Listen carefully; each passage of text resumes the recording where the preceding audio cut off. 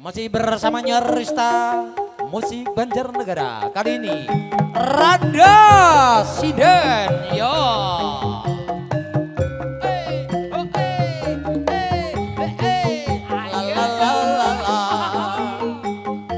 Asik asik. Asik. Bapak Rasibin monggo. Mbok pilih kersa mingga panggung monggo. Oke, oke, oke, iyo. Siti yo. Randa Sinen seri mesti ijin bantal guling rak mesti kelalen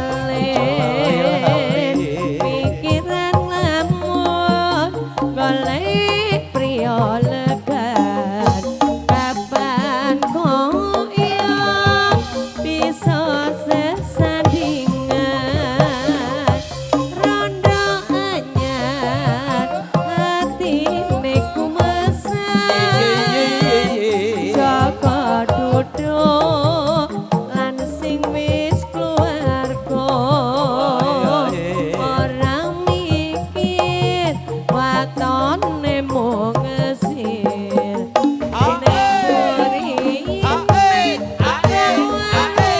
lagi batin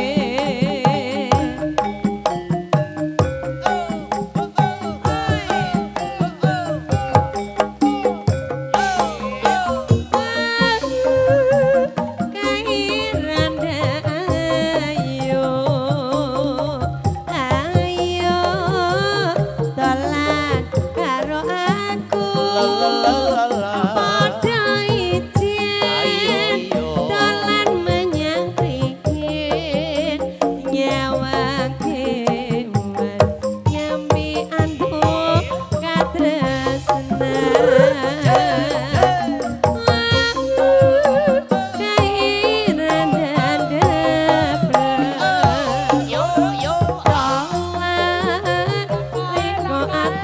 sumpah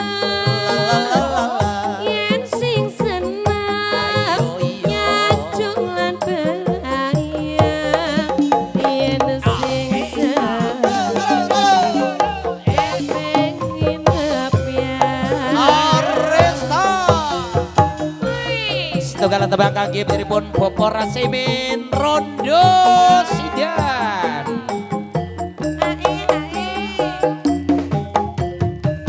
Juga terima kasih Mbak Rizky Audio Production.